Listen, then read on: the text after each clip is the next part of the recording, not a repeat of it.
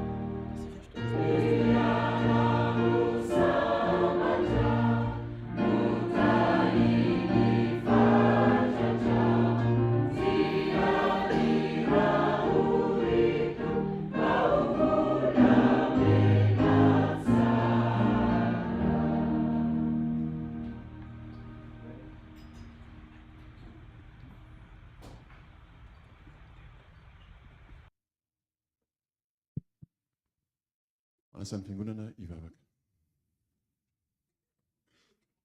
Andriamanitra ilay tia anay any an-danitra any eo.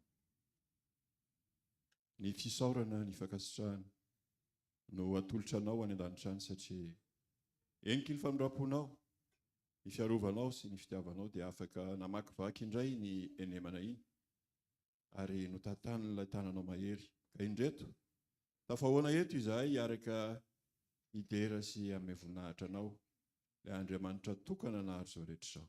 Misaotra Jehovah tamin'ny fiarovana, ny fitahiana ary ny famindram-po ary ankehitriny dia mitalao indrindra mba ho avelanao ny elokay.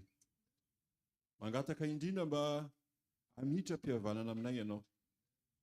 Ary aoka izao fanompoam-pivavahana izao mba ho akasitrahana Jehovah eo anatrehanao ho toy ny anitra izay manimpofona miakatra any an-danitra. Tompo, manasa anao ary izahay. Fenoy izao toerana izao. Manasa anao izahay. Midira ao am-ponay tsirairay avy ary ampamirapirato eto amin'izao toerana izao ny voninahitra. Ny anaran'i Jesosy sanakao. Amen.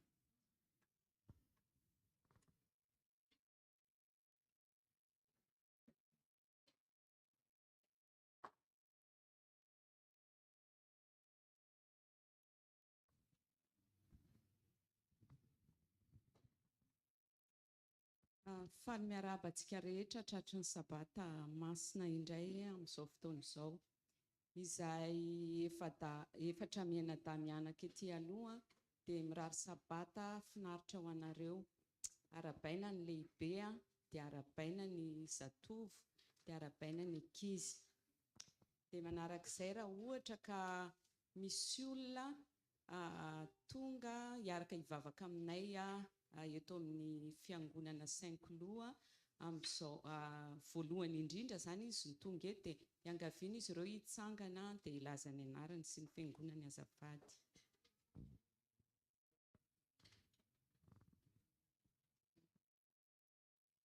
Faly miarabanareo zahay.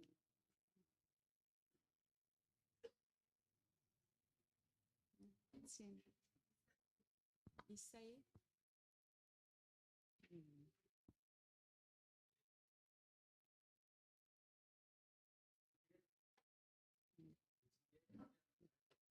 Misaela dia vohitry ny ela. Marana.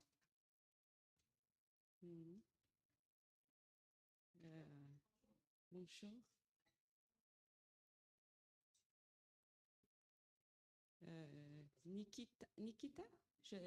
Nikita, bienvenue Nikita. D'accord, merci. E faly miarabanareo zahay dia misy fahatsiarovana kely omeny fiangonana anareo zany no fandalovanareo, mariky ny fandalovana.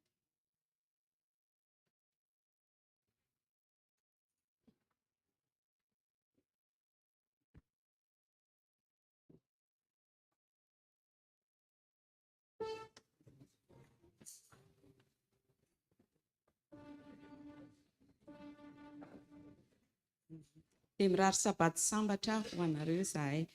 Zao dia manasa antsika fiangonana mba hitsangana hanao ny hira izay hoeny amin'ny tsipirindrina.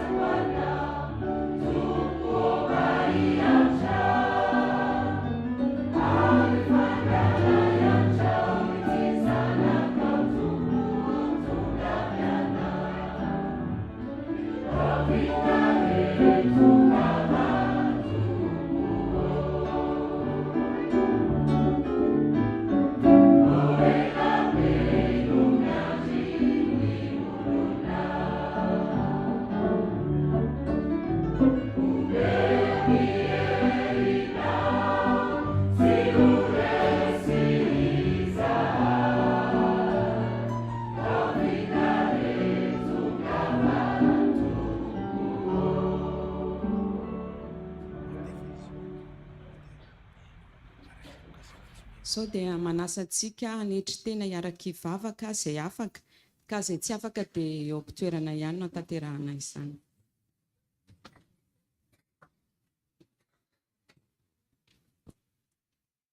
Hiaraka vavaka isika, ray tsara ao dia rahalaza voninahitra ho anao riry ihany.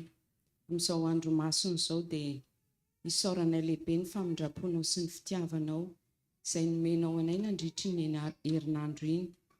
Ary indrindra fa ny fahasalamana ka hahafahanay indray mbola tonga eto amin'izao fotoana izao. Mamela ny heloko tompo satria maloto molotra tsy mendrika iseho anatrehanao. Kanefa noho ny amin'i Jesosy Kristy dia voafina ao anatinao a Jesosy, ka hitondra mivavaka indray amin'ity sabata masina ity. Mivavaka tompo ho an'ireo marary amin'izao fotoana izao. Izay tononiko manokana eto ny dadan'i Josiane, i dada toako izay marary any amin'ny hopitaly amin'izao fotoana izao ary bebe Tine. Dia ireo marary rehetra ihany koa, ireo membre marary izay tsy afaka tonga eto amin'izao fotoana izao, mangataka famelan-keloka ho azy ireo izahay tompo, ary tsy misy zavatra izay tsy hainao. Na eo aza ny dokotera dia fantatray fa mana dokotera ambony, dokotera mahay fahagagana izahay. Dia taio ireo olona marary ireo tompo, taio mba kasio ny aretina, mba ho sitrana soamatsara ary afaka hiterany anaranao indray. Mifona aminao ihany koa izay raha ohatra ka ny zavatra tsy nety nataonay nandritry ny androm-piainanay, indrindra fa ireo tsy tsaroanay nefa nataonay, ary indraindray aza dia manoto izay fa tsy fantatra hoe ota. Dia hifonanay aminao izany tompo amin'izao sabata masina izao, ka mba mamitra-pihavanana aminao indray izahay. Mivavaka ihany koa ho an'ny mpitarika anay izay hitondra ny toriteny amin'izao fotoana izao, mba ianao no ametraka miteny ao am-bavany, ka dia teny amelombelona anay tsirairay avy, hitondra anay indray eo amin'ny fiainana ara-panahy, ampiverina ireo izay verin-dalana izany teny izany, ka hatateraka ny sitraponao ao anatiny tsirairay avy. Toy izany ireo koa ireo hitondra ny toritenin'ny ankizy, dia hitondra famelombelomana ho an'ny ankizy, hitondra fahendrena ary faharinan-tantsaina ho azy ireo eo amin'ny fianarany sy ny fiainany. Dia misaotra tompo satria ny famindraponao tokoa dia arotsakao isan'andro isan'andro, ary mitombo betsaka indrindra izany rehefa tonga ny sabata toy izao. Dia misaotra ny amin'ny sabata izay natokanao ho anay zanakao rehetra. Dia raha misy vavaka tsy voatoniko tompo androany, dia iriko indrindra raha ny fanahy masina no hanamboatra azy ho tonga any amin'ny seza fiandriananao. Ny anaran'i Jesosy. Amen.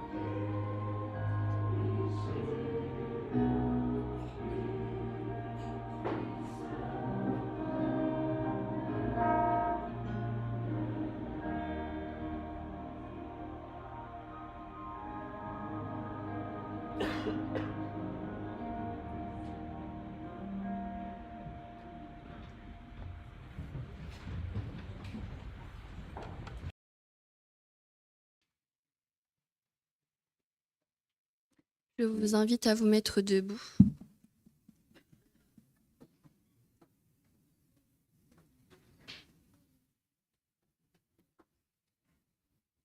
On va lire ensemble dans Psaume 106, versets 1 à 3. Au nom de Jésus, loué soit l'Éternel, célébrez l'Éternel car il est bon, car son amour dure à toujours. Qui saura dire tous les exploits de l'Éternel? Qui saura publier toutes les louanges dont il est digne? Heureux tous ceux qui respectent le droit et qui font en tout temps ce qui est juste. Amen.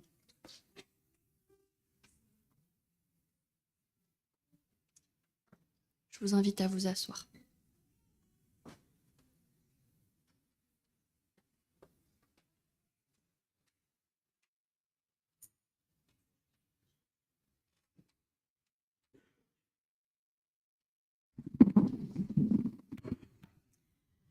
La chanson que moi et Ivan avons préparée, c'est un chant en anglais qui s'intitule The Quiet Place. La prière, c'est c'est l'oxygène de notre esprit. Et dans ce chant, c'est la prière nous emmène vers un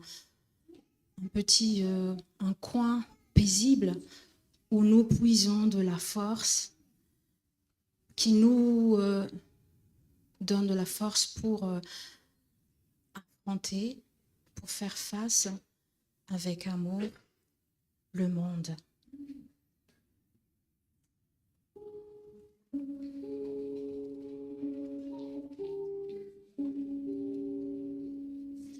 There is a quiet place far from the rapid pace where God can soothe my troubled mind, sheltered by tree and flower. There in my quiet hour, with Him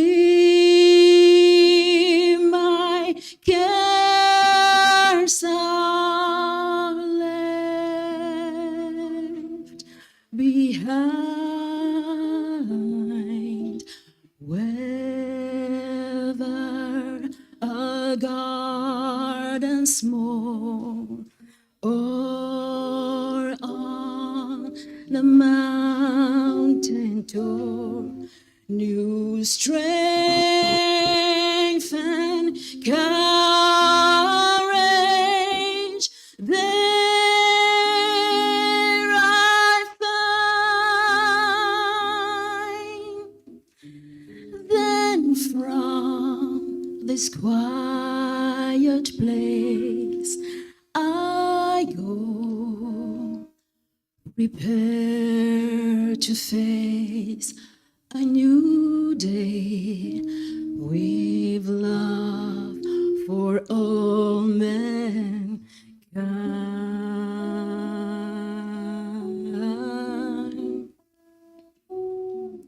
Whether a garden small or on a mountain tall, new strength and courage there I find. Then from this quiet place I go, prepare to face new day with love for all mankind.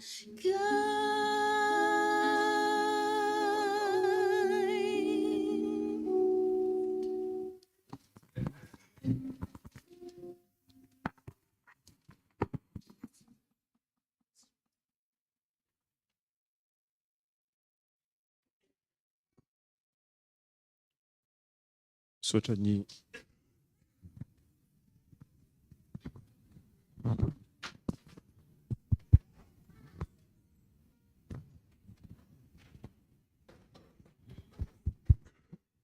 misaotra ny manampahaviantsika amin'izany hira famelombelenana omeny antsika izany. Tonga amin'ny fotoana manaraka tsika dia ny fotoana amerenana ny ampahafolony sy anaovana ny fanatitra. Nefa mialohan'izay dia miaraka hitsangantsika hamaky ny teny izay voasoratra ao amin'ny Romanina toko 12:1. Romanina toko 12:1. izay mivaky toy izao. Je vous exhorte, donc, frères, par les compassions de Dieu, à offrir vos corps comme un sacrifice vivant, saint, agréable à Dieu, ce qui sera de votre part un culte raisonnable. Amen. Miaraka hivavaka isika.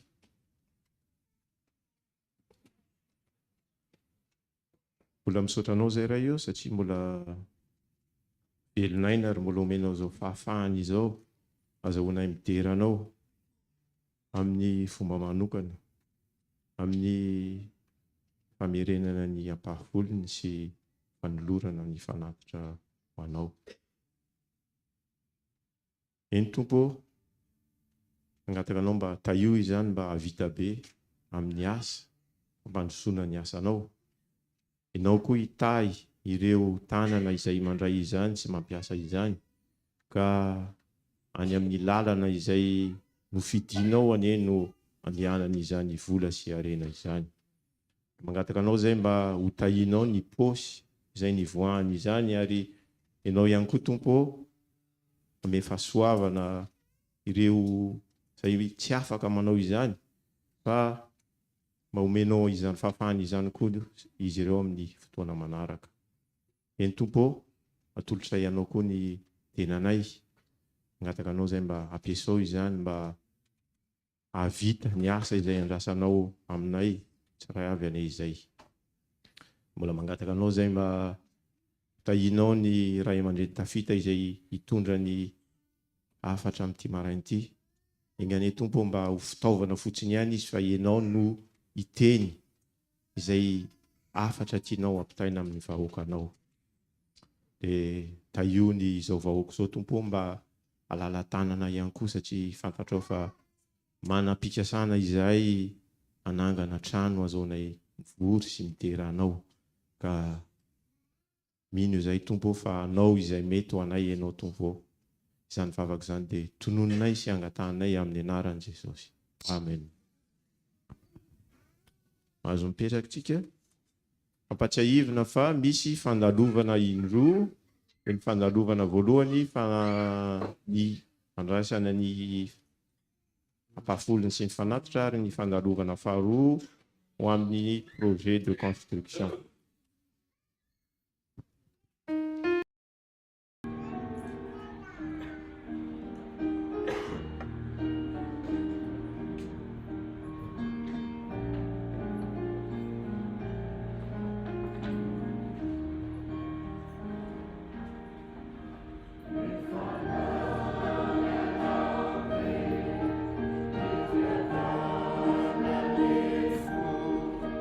Saya tu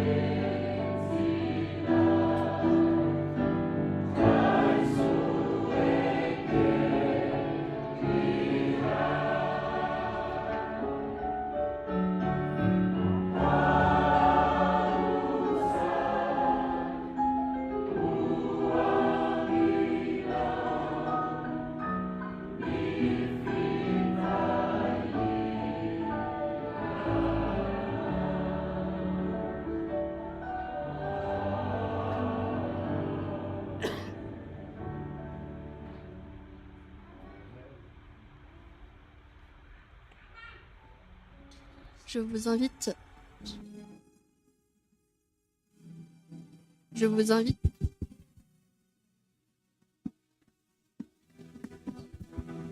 je vous invite à prendre vos Bibles. On va lire ensemble le verset clé de la prédication qui se trouve dans Matthieu chapitre 6, verset 34. Matthieu chapitre 6, verset 34. Nous lisons au nom de Jésus. Ne vous inquiétez pas pour le lendemain se souciera de lui-même. À chaque jour suffit sa peine. Amen.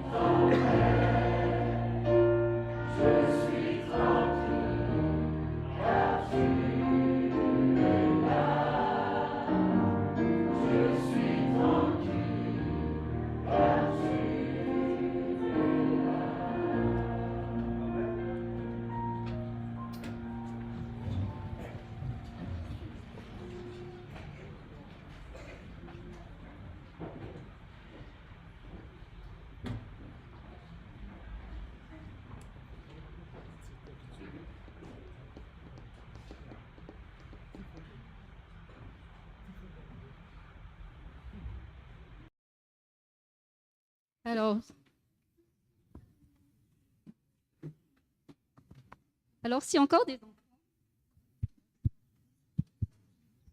c'est moi qui parle parfois. Si encore des enfants, je vous invite à venir devant pour l'histoire. Hey. Mute. Bien, il y a une place pour toi ici. Yael aussi. Venez.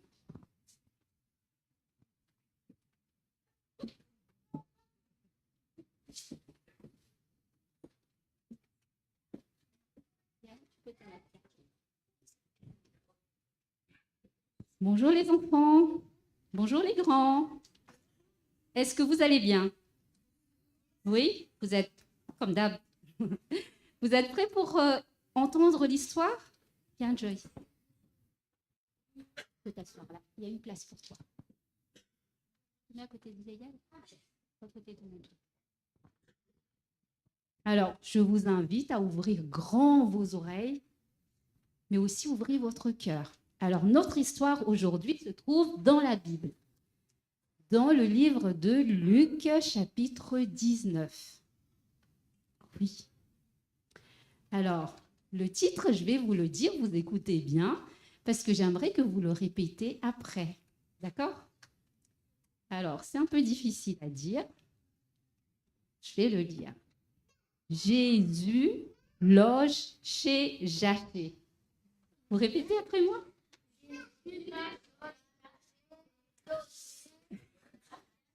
Alors encore une fois, Jésus loge chez Zachée. Encore à vous? Donc voilà, vous connaissez déjà l'histoire. Alors l'histoire se passe dans une ville qui s'appelle Jéricho. Et dans cette ville, donc, il y avait un drôle de petit bonhomme. Donc, vous connaissez maintenant son nom. Il s'appelle Zachée. Alors, Zachée, il avait un petit problème. Zachée, c'est un adulte, mais il a la taille d'un enfant. Ça veut dire qu'il était tout petit. Donc, comme moi, je suis un adulte, mais Zachée, il faisait cette taille-là. On ne le voit pas, c'est comme un enfant. Oui, c'est un petit problème quand même. Mais il avait aussi un autre problème. C'est que personne ne l'aime. Personne ne l'invite chez lui pour manger ou juste pour jouer ensemble. Mais personne ne l'aime. Est-ce que vous savez pourquoi? C'est à cause de son travail. Oui. Il est petit, oui, ça c'est pas pour ça qu'on ne l'aime pas.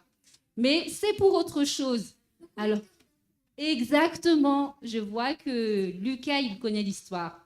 C'est un collecteur d'impôts, ça veut dire qu'il ramassait de l'argent, mais ça va encore. Les habitants se plaignaient, ah, on paye trop, trop, trop. Et oui, c'est vrai. Pourquoi? Parce que Zachée, il prenait beaucoup plus. Et le plus, il le mettait dans sa poche. Et c'est comme ça qu'il est riche. Donc, c'est pour ça que personne ne l'aime. Et quand on le croise dans la rue, on dit juste « Bonjour Zachée, bonjour Zachée ». Donc, personne ne l'aime. Alors, il y avait un événement dans cette ville de Jéricho. Il y avait Jésus. Il y avait Jésus qui entrait dans la ville. Et Zachée connaît Jésus, il en a entendu parler. Oui. Ah, je vais laisser Lucas raconter l'histoire. Exactement. Donc, du coup, il y avait la foule, mais personne ne laissait. Zachée, comme il était petit, il voyait rien. Il sautait comme ça pour voir, il sautait pour essayer de voir Jésus, parce qu'il veut absolument voir Jésus. Il en a entendu parler. Il a dit Jésus qui guérit les malades, Jésus qui fait des miracles. Zachée dit, il faut absolument que je voie Jésus. Donc, il a trouvé une idée géniale. Il est monté sur un sycomore. C'est l'arbre, c'est un grand arbre.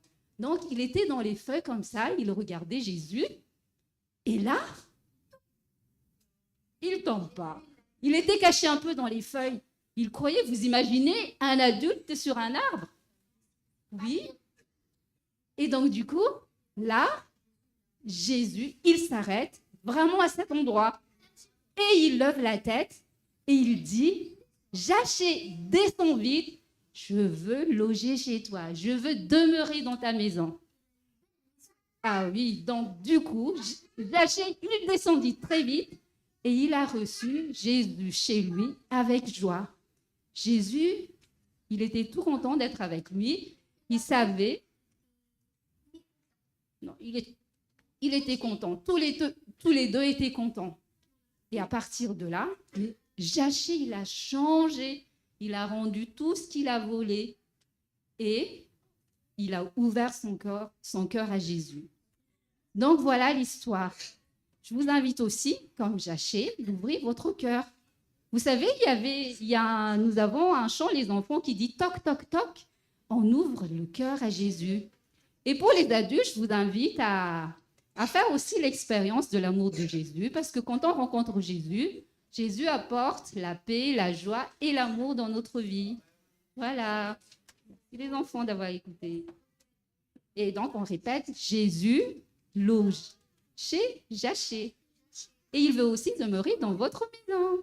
Voilà. Vous pouvez regagner votre place. Bonjour. Vous restez là?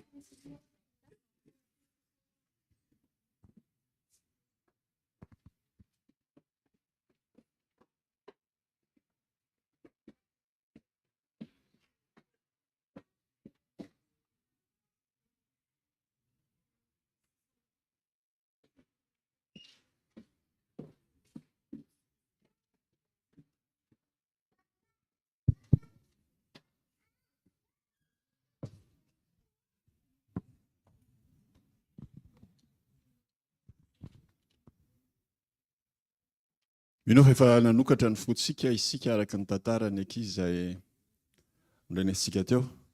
Anterina ny arahaba lasy anabavy malala amin'izao sabata fitsarana izao ary manonona ny fiadanan'ny tompo amin'ny isa ambatan'olona ho amin'ny isa tokantrano ihany koa. Amin'ny fifaliana no iarabanantsika satria dia ny lanitra manontolo no miara-mifaly amintsika amin'izao andro anio izao. Ka raha mifaly ny lanitra tsy ho tretrika ve ny tany?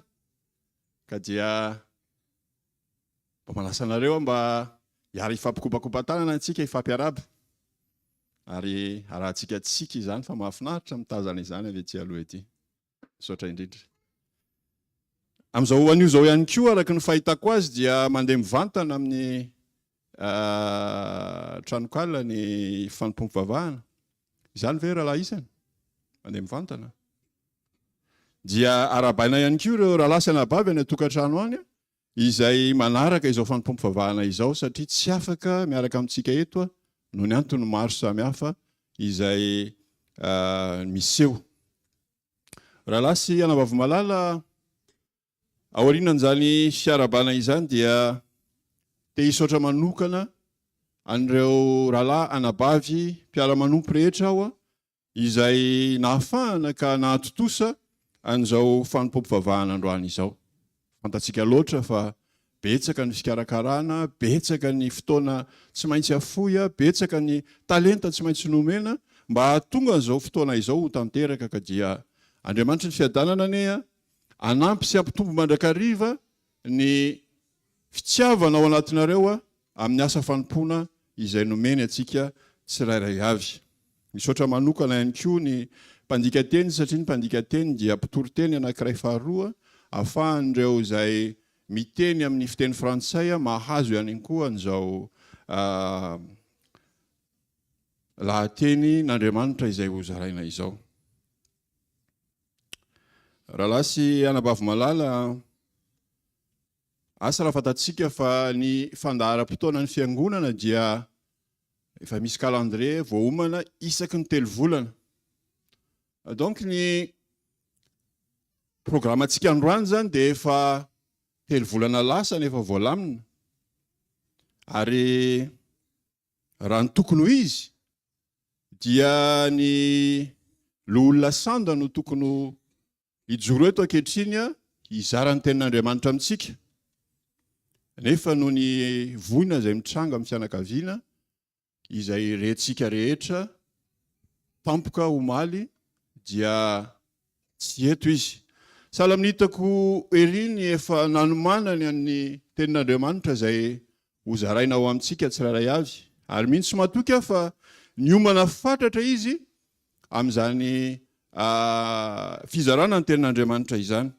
Kanefa noho ny antony izay itsika dia olombelona alahatra, Andriamanitra ny mpandahatra ny fiainana ary manaiky izany tsika rehetra dia tsy afaka miaraka amintsika eto izy sy ny ankohonany amin'ity androandroany ity. Koa dia raisiko amin'ny fifaliana sy amin'ny fanetretena ny manolotra ny sakafom-panao amintsika fiangonana amin'ity androany ity. Aoko tsika tsy ana satria ny tenin'Andriamanitra dia mandrakariva fanara ihany no miasa amin'izany any rehetra.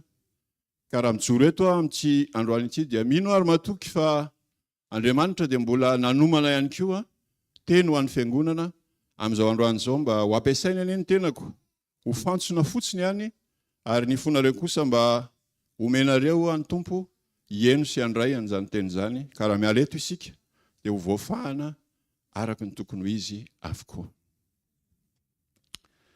Raha lasy anabavy malala araka ny efa nojerentsika tamin'ny tsipirindrina teo dia manana thème vaovao isika amin'ity volana Desambra ity. Amin'ny teny frantsay izy teo dia milaza hoe expérience d'une relation intime avec Dieu. Amin'ny teny malagasy dia azo adika tsotsotra hoe fanandramana amin'ny fifandraisana ety amin'Andriamanitra. Fanandramana hoy aho fa tsy andrana. Ny andrana mantsy dia essai, fa ny fanandramana dia expérience. Ka fanandramana amin'ny fifandraisana ety amin'Andriamanitra, izany no voaboasantsika mandritra n'ity volana Desambra ity. Efa nosataritsika sahady izany tamin'ny alarobia hoe raha toka misy marina Andriamanitra, maninona no zohiny zao fahoriany zao isika. Ary na tompontsoa ireo raha lasy anabavy izay tafiaraka teo nandinika n'izany loha hevitra izany. Fa androany kosa ao anatin'izany fanandramana amin'ny fifandraisana ety amin'Andriamanitra izany dia ny fidy lohateny anankiray ao manao hoe aza manahy. Aza manahy na hoe ne vous inquiétez pas. Maninona nofidiana izany lohateny izany androany? Satria mahita aho mandre aho ary miaina izany fa tatoato dia mandalo vesatra fahasarotana ny fiangonana eo amin'ny lafim-piainana amin'ny membre tsirairay avy. Betsaka ny tsy salama amin'izao fotoana izao. Ary voalazaina teo fa ny donam-pahoriana ny fiangonana amin'izao fotoana izao. Manoloana ny janjahatra rehetrarehetra izany dia tsy endrika very-hevitra na fanahy mamoy fo no entintsika miatrika izany raha lasa anabavy malala, satria raha izany dia tonga mitanjona ilay ratsy. Ny tanjon'ilay fahavalo dia ny ahita asanao hiala-ketraka, ho very fanantenana ary ho kivy tanteraka amin'izao fiainana izao. Fa nofidiana ny tenin'Andriamanitra tao amin'ny matotoko fa 4:7 vakiana teo hoe aza manahy. Aza manahy ny ampitso. Fa ny ampitso anany azy. Ao anaty minitra vitsivitsy no amoabofy izany itsika. Parasitrakareo dia te hangataka manokana ny fiangonana mba atsiaro ambavaka andreo namana rehetra efa nentina ambavaka teo vitsivitsy tsy salama. Fa te hitodika manokana ny fiangonana mba hitondra ambavaka manokana andreo rahalahy ankohonana amin'ny corps pastoral, satria mandalo fasarotana avokoa izahay membre amin'ny corps pastoral. Raha lasanda dia namoy ny irainy. Raha lasanda dia tsy salama ihany koa ny zanany vao mivoaka ny hopitaly. Ny rahalahy mafy dia mbola any amin'ny hopitaly ihany koa ny iray aman-dreniny. Ny rahalahy ihany koa dia tsy salama koa ny anabavy Lori vadiny.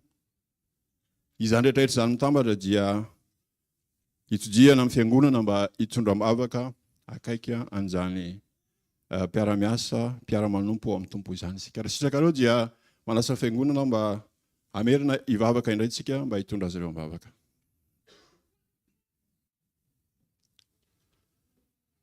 Jehovah Andriamanitra ô. Ho any amin'iza tokoa moa izay fa tsy ho any aminao ilay tokana izay laza fa aty amin'izao tontolo izao no ahitana fahoriana. Fa nanome toko kosa ianao ho anay fa ianao ary ianao irery ihany no efa naharesy izao tontolo izao. Jehovah, todika aminao ary izay ankehitriny ny fiangonanao. Vavaka ho an'ireo rahalahy ao amin'ny ansiana rehetra izay mandalo fotoana sarotra amin'izao fotoana izao. Aoka Andriamanitra, araka ny vavaka izay fanasandra teo mba ho balisama hanositra ny fony ny rahalahy Sanda sy ny vady aman-janany ary ny fianakaviana manontolo ianao amin'izao fahalasana ny Papy Jules izao. Ianao no mandahatra ary ianao no mifehy ny zavatra rehetra. Fa ny irinay dia mba ampahery sy ampitraka azy ireo ianao. Mangataka manokana ho an'ny rahalahy mafy. Ianao no mahita ny fanoloran-tenany eo amin'ny fanompoana ny fiangonanao sy ny fanompoana ny anaranao masina. Ary mba jereo amin'izao fotoana izao ny ray aman-dreny izay any amin'ny hopitaly. Ny dokotera Jehovah dia ianao no nanome ny fahalalana azy ireny mitsaboka ihany. Fa ianao ilay namorona ny sela majinika indrindra ao amin'izany ray aman-dreny izany dia mangataka izay raha sitraka ao mba tsy dio izy amin'izao sabatanao izao. Mba kasio ny tsy fahasalamana ary mba avereno amin'ny hery sy ny tanjaka tompo. Mivavaka aminao ao an'ny rahalahy Alain. Eny amin'izao ora izao dia tsy tafiaraka eto ny ankonana rehetra satria misy ny tsy fahasalamana. Mba anohona ny anabavy Lori ianao amin'izao fotoana izao ka ilaza aminy fa ianao efa naharesy izao tontolo izao. Ianao ilay mahay manasitrana ary ianao ilay mahay manafaka amin'izao sabata izao. Ka dia te hisotranao sahady izay ny amin'izany. Jereo manokana ny rahalahy Sandy izay ny fandimbiasany tsy fahasalamana tao anatin'ny ankohonany ary isoranay ny fidiranao an-tsehatra teo amin'ny tanan'ny dokotera izay nikirakira ny fahasalamany entanina kely ka dia efa tafody soamatsara ny tokantrano izany zaza izany. Omenao ny fahasalamana fenoany ary oroahinao hiala amin'ny tokantranony ny tsy fahasalamana rehetra. Jehovah, ny fiangonanao manontolo dia mino ary manantena fa anazava indray ny fo maloka ianao ary ampitraka ny loha rehetra ka hita fifaliana indray izahay amin'ny fiarahana aminao manomboka amin'izao sabata izao ary amin'ny herinandro sy ny ambiny sisa rehetra izay mbola omenao anay. Voninahitra anao irery ihany ary manasanao hatrany mba hampamirapiranao eto amin'izao toeran'izao voninahitra ao. Misaotra raha eo ny anaran'i Jesosy sanakao. Amen. Misaotra antsika fiangonana nanamina izay fotoana izay fa izao dia mino fa zava-dehibe ho an'ireo rahalahy sy anabavintsika ny fitondranam-bavaka azy ireo tahaka an'izany. Aza manahy, izay ho ao no lohateny izay notsoahana tao amin'ny bokin'ny Matthieu toko fa 9 teo. Ilay aza manahy dia tsy hoe aza manahy fotsiny ihany fo izy hoe aza manahy ny amin'ny ampitso ianareo. Aza manahy ny amin'ny ampitso ianareo. Asa raha fantatsika fa ny bokin'ny Matthieu ny toko 5 ka hatramin'ny toko 7 dia mitantara n'ilay fampianaran'i Jesosy Kristy izay teny tendrombohitra avokoa. Ary fananarana sy fampaherezana maro be raha mamaky an'izany bokin'ny Matthieu toko 5 ka hatramin'ny toko 7 izany isika. Manasa antsika aho mba aka fotoana satria rehefa namaky an'izany toko anaky fitelo izany aho dia tena natsapa nanovo hery nanovo tanjaka ara-panahy tokoa. Ka dia aoka isika mba hanana an'izany fotoana izany satria ao anaty tokoa moa ny ahafahana hanana fanandramana ety miaraka amin'Andriamanitra raha toa isika tsy mifahana ny teniny isan'andro ihany koa. Izany hoe aza manahy izany na hoe ne vous inquiétez pas izany dia mitaky fahatokiana tanteraka amin'Andriamanitra. Confiance totale en Dieu. Izany no takian'Andriamanitra amintsika tsirairay avy. Raha fehezina zany dia izao no tiany Jesosy Kristy ho ambara teo amin'ny matotoko faheniny hoe au lieu de anahy itebiteby ary hitaitaina fatratra no amin'izay ho avy raha pitso izao sy anao, dia aleotsika makasitraka an'Andriamanitra amin'ny andro androany izay nomeny. Aleotsika mahay mireconnaître an'ireo soa rehetra izay efa nomeny atsika. Fa ny raha-pitso dia tsy atsika akory fa an'Andriamanitra. Izao zao sika dia banga iraindray ny fiangonana. Tsaroko tsara tamin'ny fitomboamboan'ny volana novambra rehefa niraba ny Papy Jules niditra teo izy dia mirabanao fa faly indray miaraka manaja ny sabata aminao. Manahoana zay ny fahasalamanao? Dia ozy ny navaliny hoe eto aloha zao hoe tsapako mampita hafatra hoay izany fiteny izany satria marina tokoa fa ny eto androany no asy ho anao satria io nefa nomen'Andriamanitra antsika. Izao zao izy androany dia efa tsy eto tsony miaraka amintsika. Lasana vavy malala, izany fahaizana makasitraka ny androany izany dia mino aho fa ady sy andrana mila ataoko sy anao. Satria isika indrindrindrindra izay lasa ty amin'izao firenena mandroso izao dia nampianariny fiarahamonina mba tsy ahay akasitraka, tsy ahay hifaly, fa te haniry mandrakariva ny zavatra izay tsy ananantsika, ny zavatra izay mbola tsy ao amintsika. Ary indrisy fa na dia itsika kristianina ary dia voarambo ny lay fahavalo ho latsaka ao anatin'izany fandrika izany. Ka androany ny tenin'Andriamanitra dia mamerina antsika moramora milaza hoe aza manany amin'ny ampitso ianareo. Ary ny niteny izany dia tsy olona tahaka asy anao akory fa Jesosy Kristy ilay efa niteny ihany koa hoe apetra ho amiko ny fanahinareo rehetra. Mbola tsaratsara ho zay ny hitantsika eo amin'ny bokin'i Jeremia izay haitsika tsy enjery loatra ny amin'ny Jeremia 7:20. Andiny faranky ambin'ny folo dia milaza izy hoe izao malala ny hevitra heverako anareo. Izao malala ny hevitra heverako anareo. Asa ianareo raha mahatsiaro ny fotoana anankiray izay misy mampahery, izay misy manotrona ka miteny teny tahaka an'izany hoe ne t'inquiète pas, je suis là. Ne vous inquiétez pas, ça va passer. Olona ihany ary no miteny izany dia makahery asa ianao. Rasana vavy malala, tsy fantatro ny herinandro ny vakivakitsika rehetra. Ny zavatra hitako izao dia miakanjo mahafinaritra isika rehetra satria ho aty an-tranon'Andriamanitra. Zavatra hitako izao dia ozy aho hoe mba asiotsika kely dia mitsiky daholo ianareo rehetra. Ny zavatra tazako izao dia maniry ty amin'ny tenin'Andriamanitra ianareo. Fa tsy fantatro ny zavatra ny vakivakitsika tsiraray avy nandritra ny anemana. Misy ady amin'ny aretina, ady amin'ny fiainana andavanandro, mitady asa, be dia be. Fa ny teny izany teny vakiana teo izany dia tsy olombelona fa Andriamanitra. Jesosy Kristy ny teny hoe aza manany amin'ny ampitso. Izy ihany koa no ny teny hoe izaho mahalala ny hevitra izay heverako anao, atsika tsirairay avy. Tsy mahavelombolo ve izany raha lasana vavy malala? Amen. Ary tsy nijanona teo ny teny hoe izaho mahalala ny hevitra heverako anareo. Ozy izy hoe hevitra tonga fiadanana fa tsy loza. Inandray ohatra ny tsy mety manaiky an'izany isika raha toka tsy mitovy amin'izay noeritreretintsika no mitranga. Hoe izao ve ny fiadanana? Izao ve ny hevitra heverana?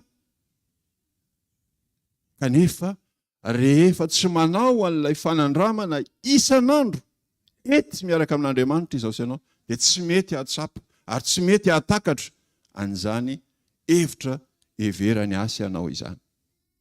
Impiry-moitsika ny tsy midodododo mangataka amin'Andriamanitra famonjena, fanampiana.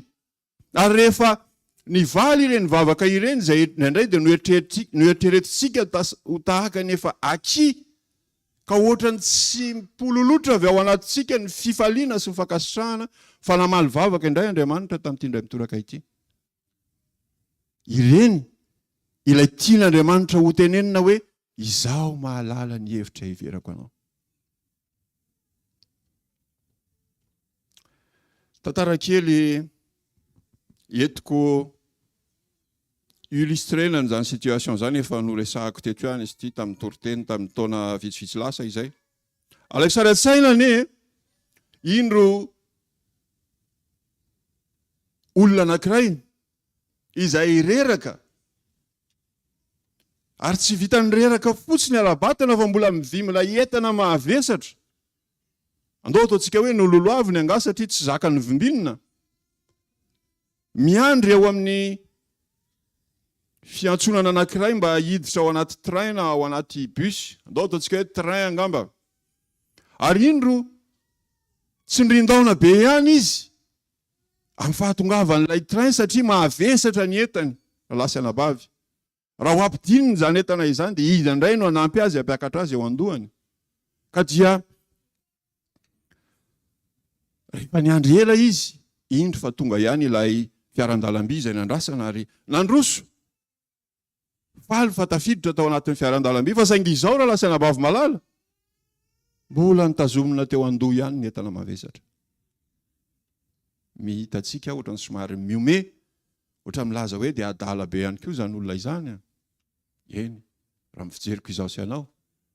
Fa fantatrao ve fa izao sy anao mihitsy no manao an'izany fihetsika izany matetika isan'andro. Satria dia rehefa misy zavatra mitranga, rehefa misy zavatra manahirana dia satria kristianina andaontsika hivavaka. Andriamanitra apetraka aminao ity olana ity. Mba jereo, mba hidiro atsehatra. Amen. Ho vitany amen dia isa re zao ny atsona zany zao amin'ity zavatra ity fa efa rapitso ny farany ity tsy maintsy ho vahana. Dia tsy mahita tory, dia marary an-doha, paracetamol, sy ny sisa. Ireny le ao anaty fiarandalam-by tsika amin'ireny fa miloloha hatrany ny vesatra izao fiainana izao. Lasa anabavy malala. Tsy izany no nampianaran'i Jesosy Kristy antsika. Aza manany ampitso ianao. Ary zaho malala ny hevitra hiverako anao. Apetrao amiko ny fanahinao rehetra. Ahoana moa ny ahafahako zasy ianao? Anantena sy ino an'izany antsom-pitiavana izany raha tsy isan'andro dia manao an'izany fanandramana izany zaho sy ianao. Aza miandry olana, aza miandry problema be mitranga. Vao hoe andao hiaraka hivavaka isika, andao any fahadianana isika. Tsara izany, fa izao amin'ny mahandrana, amin'ny mafanandramana, amin'ny ma-expérience azy dia zavatra mila hitozontsika isan'andro izany. Na dia zavatra bitsika ary no hatrehana, na dia zavatra mety ho fiainana andavanandro tsotra fotsiny ihany aza, dia apetrao eo amin'ny familian'Andriamanitra, apetrao amin'ny familiana Jesosy Kristy. Fa izany no antoka fa ilay hevitra tonga fiadanana no ho tanteraka ao amin'ny tokantranonao, ho tanteraka ao amin'ny fianaranao, ho tanteraka ao amin'ny asa aman-drarahanao. Indray andro nisy hain-trano nirehetra niredareda ny immeuble anankiray. Ary niezaka ny mpamonjy voina amoaka ny olona rehetrarehetra tao anatiny izany trano izany. Ny mpamonjy hain-trano dia mandefa n'ireny lansa ireny mba hamono ny afo. Tao anatin'ny savoritaka sy ny kotaba no nitrangany izany zavatra izany. Inzany rehefa manongila tsofina dia misy feo eno any anatin'ny setroka be any ambony any. Manao hoe vonjeo, maty aho fa vonjeo. Ary rehefa tena enona dia feon-jaza ilay izy. Misy zaza adiny tao ambony tao tsy évacué niaraka tamin'ny occupant rehetra ny immeuble. Ny olomay fatratra ny mpamonjy voina ka novelarina ilay karazana, tsy tadidiko ny anarany, ino izy teo? Trampoline. tsy te hitena tato an-tsaiko zay fa tsy te hieritreritra zay raha trampoline veka raha mitotona aloha tsy miverina any ambony any indray de tsy niteny an'izay a fa fantatrareo hoe misy an'iny zavatra lehibe iny a de misy olona manodidina eo mitaty azy dia naka mégafone ilay mpamonjy voina miteny hoe enona ianao miantsovontsy fa mitsambokina fa efa mitaty anao zay eto ambany miandry ny afo miredareda trany manetroka tsy fakahitana tsy hita izany eo ambony ao mazava ho azy fa ny ambony koa tsy mahita izany eo ambany eo tsy mipotra tsisy nitsambikina fa dia lay feo ihany no re dado maty ahy vonjeo ary tamin'izay fotoan'izay indrindra tonga ny ray aman-dren'ilay zaza mahita ny trano miredareda ary manontanina mitranga aizany zanany de aizanao mipetraka amin'ny rihana fa 4 ao amin'ny rihana fa 5 ao izy lay ray mpianakaviana fa ny zanako izany mitabataba izany mba vonjeo ny zanako efa vonony zay amonjy azy fa tsy netiny saoty izy efa 10 minitra zay ny andrasana azy teto ome hoany mégafone ozy izy lay dadany fa nandray mégafone lay dadany de niteny izy nataontsika anaran'lay zaza anareo ohatra mitaitaina mantsy mihaino an'lay izy de tiako apaisena kely le tension andao ataontsika hoe faly a dada ihany ty mitsambikina fa efa ato ambany ato miandry anao iny le zaza fa nitsambikina avy hatrany ary vovony somatsara alasana vavy malala izany fahatokina tsy anjambany fa fahatokina mahalala ny feo an'Andriamanitra izany no tian'Andriamanitra ho amiko so aminao ahoana moa ny alalanao ny feon'Andriamanitra raha tsy isan'andro ianao de efa miara-miaina aminy tsy miandry aitrano ianao vao hoe izy zany non dadany de hita ny isan'andro na fifaliana ao an-trano na amin'ny fiainana andavanandro na mibedy mikapoka azy de enony ary fantany foana ny feon'ny dadany ary izany feo izany no enony de nitsambikina izy na tsy hitany akory ary zay ao ambany ao satria matoky izy izany raha lasanambavy malala ny hoe fanandramana amin'ny fifandraisana ety miaraka amin'Andriamanitra ko dia izao tsy milaza hoe tsy mahalala an'Andriamanitra isika fa raha lasanambavy malala miara-mahita isika miara-mahalala isika fa ho anaty tontolo izay tena misy safotofoto ane antsika amin'izao fotoana izao ary tena arabaky teny mihitsy amin'izao fotoana izao hoe tsy fantatra ny avoakany ampitso ka izany no anasako anao hoe ataovy azo antoka re fa tena miaraka aminao Andriamanitra ataovy azo antoka re fa Andriamanitra no mitantana ny fiainanao sy ny tokantranonao zao mantsy le hoe miaraka aminao Andriamanitra dia raha tsy diso atao amin'ny klasy baptismale izay no nianatra an'izay tadidio fa rehefa nisy safotofoto ny onja ilay laka kely ary saika rendrika azy de taizy Jesosy tao ane Jesosy tao anatiny io lakana io Jesosy ary rehefa tena dernier recours nataony reto maty lotsambo reto daholo ny fara fahalalany izay izy vao niteny hoe tompo mifoazy ianao fa maty tsika tsy izany fanandramana izany tiany tompo ataotsika aza miandro olana aza miandro safotra ny sambo fa hoe Jesosy io raisy ny familiany ty sambo ity satria izany no natao hatrany amboalohany de na ny rivotra na ny alon-drano dia tsy re akory amen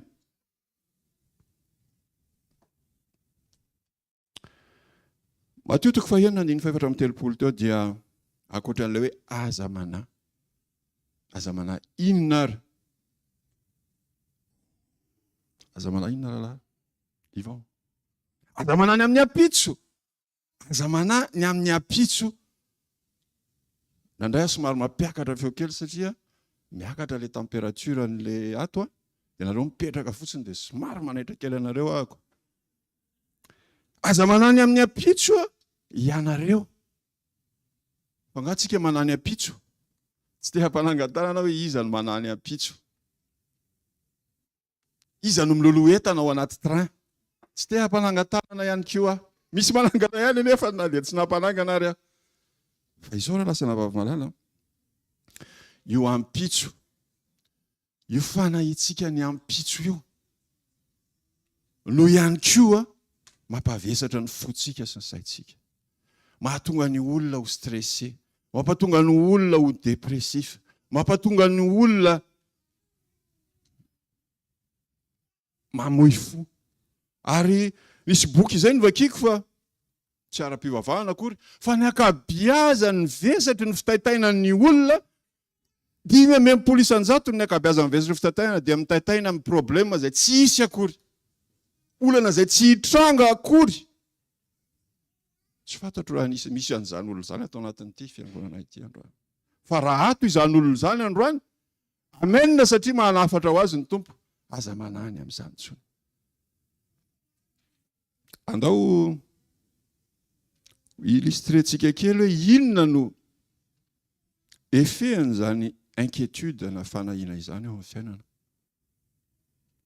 Famelohan'izany dia te ampita hafatra aminao aho hoe andao hifantoka amin'izay mety ho sedra hatrehana androany, andao ahisaotra amin'izay mety fitahina izay voaray androany, ary andao hiainana ity andro androany ity, satria tsy hiverina tsony ity raha pitso.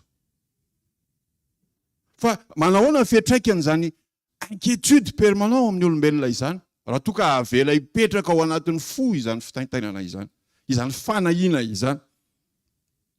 Mateo 5:20, toko sy 2 zay tiako vakitsika. Mateo 5:20 dia vaky manao an'izao 7:20. Mateo 5:20 na Jesosy, fa ilaina andray ny talenta iray kosa dia lasa niady tany ka nandevina ny volan'ny tompony. Izany no fihetsiky ny olona be fanahina ny raha ampitso izany. Ny sasany nahazo tetsy toa dia efa mieritreritra hoe bon, ho fructifieko ity, ho investiseko ity vola ity, anao an'izao, anao an'izao. Fa izy raha sanatria tia ka mananina eo, raha sanatria tsy mety ny varotra atao, raha ohatra ka ohatran'izao, aleviko ty. Dia hitantsika sy anao didim-pitsarana nomeny tompo azy, nomen'ilay tompony azy. Ao amin'ny boky ny Nomery, 7:20 ary ny 9:30 sy 7:30. Dia milaza ny tantaran'ireo mpisafitany. Zany mpisafitany zany ndraky izy, tsy hoe misafosafo an'ilay tany ao akory izy, fa iraka nalefa hitsikilo. Agent secret zany ireto olo reto, nalefa hitsikilo 12. Tsy afaka manao 12 fa azafady. 12 no nalefa. Ary rehefa niverina izy ireo anao tatitra. Inona no tranga? Mafana ato aoriana ato. 12 folo nanao tatitra manao hoe aonao izy. 2:30 sy 7:30. Izany hoe i Josua Kaleba parmi an'ilay 12, roa ny teny hoe dia tany tondra-dronono sy tantely kanto zany tanàna izany. Omeny Jehovah atsika io tany io itony ny vokatra avy any fa andramo grapy anankiray ana voaloboka, olona anankiroa no milanja azy. Raha voaloboka zany ny raha antsika mihinana ato ambanina, grapy ray dia ampy antsika rehetra ngamba. Fa ny folona dia nitsangana 2:30 ka hatramin'ny 7:30 dia miteny hoe ny tany izay nalehanay dia tany izay mandevona. Izany hoe rehefa avelantsika Satana, ambolentsika kolokolointsika ao anatintsika ilay fitaintainana sy ilay fanahinany ampitso, dia ampitombony, dramatizeny ilay izy mba hahatonga asy anao tsy handroso mihitsy. Fa nandevona inona ny tany hitany tany? Izy ary ny vimolaponga be an-danitra sy voaloboka miverina avy any. Fa ny hitanay tany dia mandevona. Raha vao makantsika levona daholo. Ny olona hitanay tany dia olona goavana be. Mety nahita olona goavana tokoa izy tany fa goavana be dia dramatizeny. Izay rehefa eo akaikiny dia sahala amin'ny valala. Ary zareo koa rehefa mahita anay dia sahala amin'ny valala zay. Hitanareo amin'izany? Aza avela hikolokolo ao anatin'ny fonao sy ny sainao. izany aiany rapitso, izany tahotra ny apitso, aza velana zavatra tsy misy zany ny fonao, fa ny zanak'Andriamanitra makasitraka ny androany. Ny zanak'Andriamanitra tsy manahy ny ampitso. Amen. Farany ralasana vavy malala dia izany fifandraisana ety miaraka amin'Andriamanitra izany koa, dia afahantsika mahita ny fidiran'Andriamanitra tsetraka manova ny olana ho lasa tohatra ekarako zaho sy ianao androso misimisy kokoa amin'izany fahalalana n'Andriamanitra izany. Tadidinareo ve ilay tantara ao amin'ny tantara faharoa, ampanjaka faharoa, zafady? Toko fahaenina 5:10 sy 7:10. Toko sy andininy izay tiana mivady loatra izy ty ary fampaherezanay rehefa sendra misy ady atrehana. Mpanjaka faharoa toko fahaenina 5:10 ka hatramin'ny 7:10.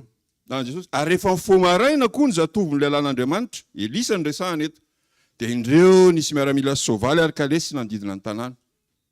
Dia ola zatovo taminy, Gehazy ny resahana eto. Indrisy tompoko, ahoana no ataotsika? Lo averiko, indrisy tompoko, ahoana no ataotsika? Ketraka. Ary hoe Elisa, aza matahotra fa ny momba antsika dia be no ny momba azy. Asa raha azonareo an-tsaina ny contexte teto fa vao mifomaraina mbola tsy niborosy nify akory Gehazy dia namoa varavarakely izy.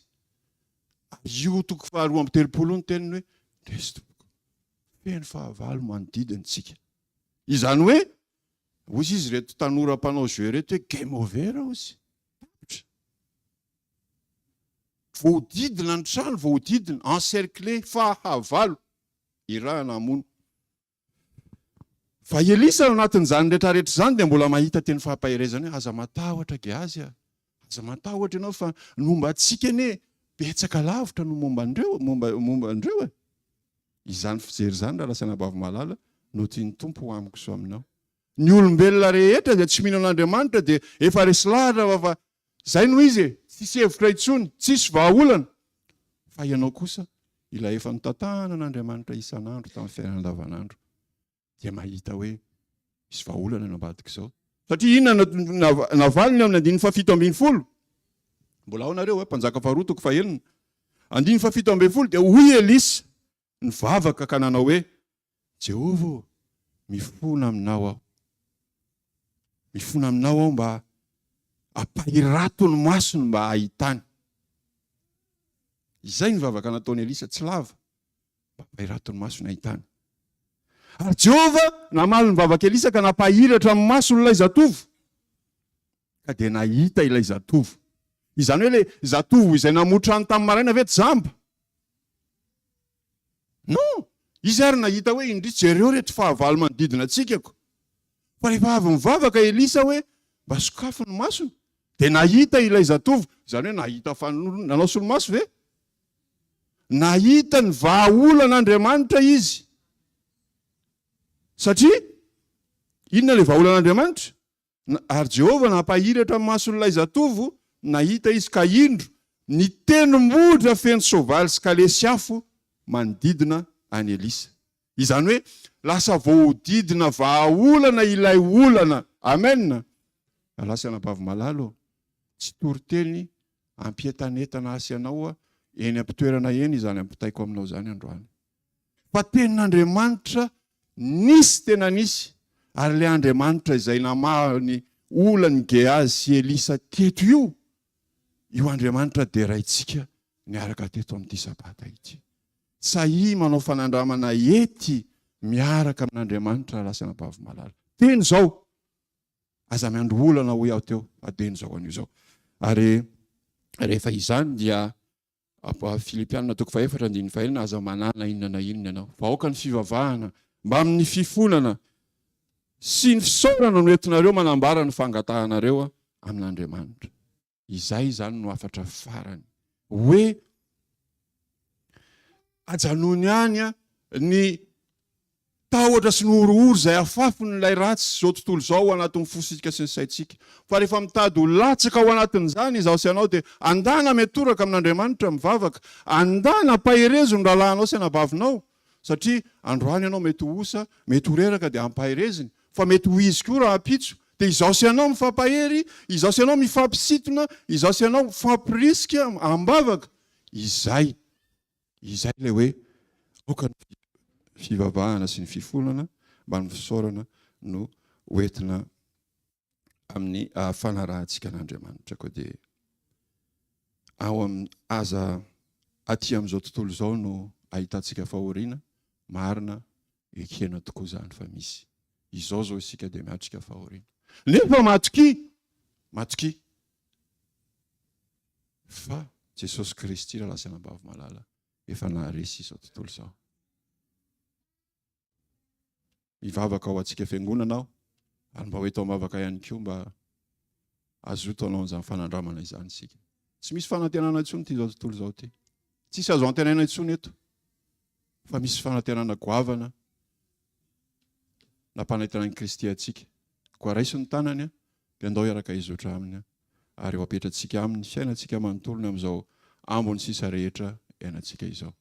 Voninahitra ho an'Andriamanitra ireny ary aniry sy amohany amin'ny fonony isam-batan'olona ny tenin'Andriamanitra. Amen.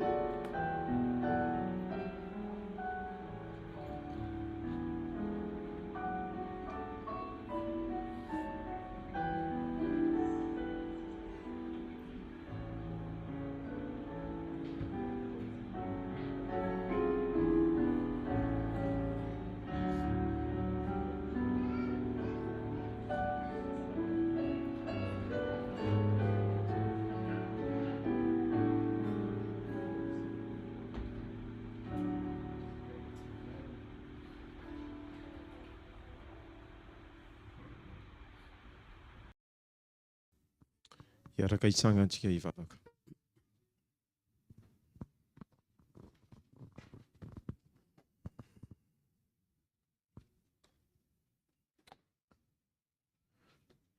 Misaotra anao izay raha eo amin'izany teny mampatsiahivana atolotra ao anay izany. Eny raha eo tsy tompony ampitso tokoa izay. Eny raha eo anao ny omaly, ny androany sy ny ampitso. Ianao no mahafantatra izay mahasoa anay sy mety ho anay. Tompo, angataka anao izay mba esory ao anatinay ny tahotra sy ny aiai rehetra. Fa taio izay mba hanana fitokisana feno sy tanteraka aminao. Eny tompo, ianao raha teo no efa niteny fa raha toka mavesatra, manana entana mavesatra izay dia hoentina eo tongotrao ary ianao no hanamaivana anay. Eny tompo, tanteraka aminay tsara avy anay izany teny izany. Ary amin'ny andro sisa rehetra dia ahatsiaro anao mandrakariva izay ary tsy saraka aminao hitazona ny tananao. Ianao no eo anilanay tompo ary ianao no anazava sy anala ny aiai rehetra. Taio ny tontolo andronay androany, tontolo andron'ny sabata tompo ary taio ny herinandro avao izay hanomboka ihany koa. Amin'ny anaran'i Jesosy. Amen.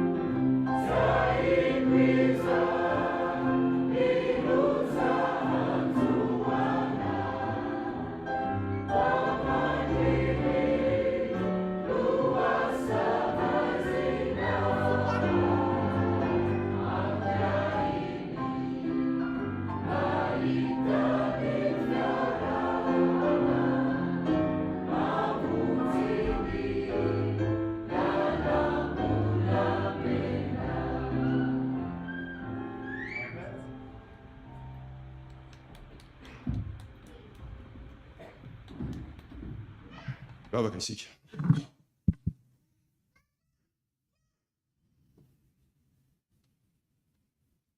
Aza avela ho be fanahina itsony izahay Jehovah. Fa raiso ny tananay ary sakafo mifonay.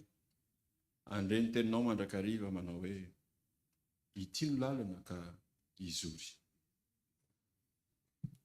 Ankehitriny dia aoka mba ho ampiasainao ny tenako. Ho fantsona ampita ny tsodranao masina ho amin'ny zanakao rehetra. Raiso ny tsodrano. Ary Andriamanitry ny fiadanana ane amasina anareo samy ho tanteraka.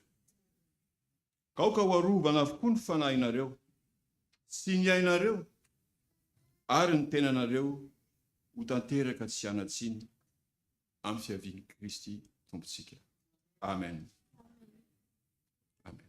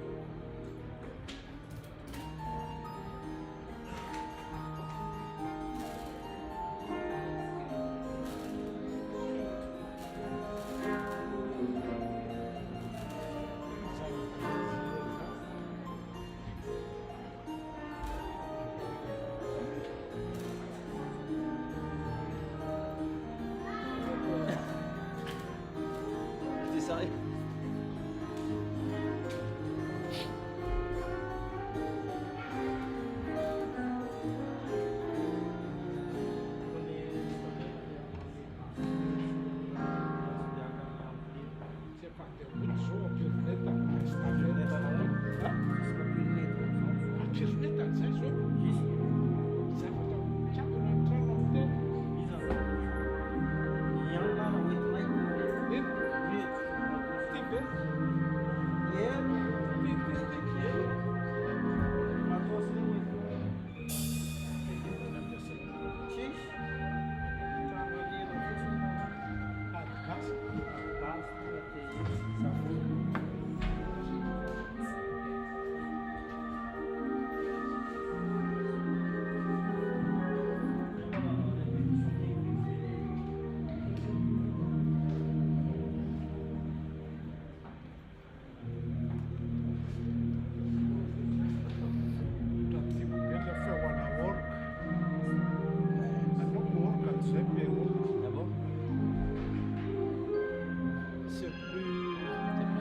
plus cathédrale.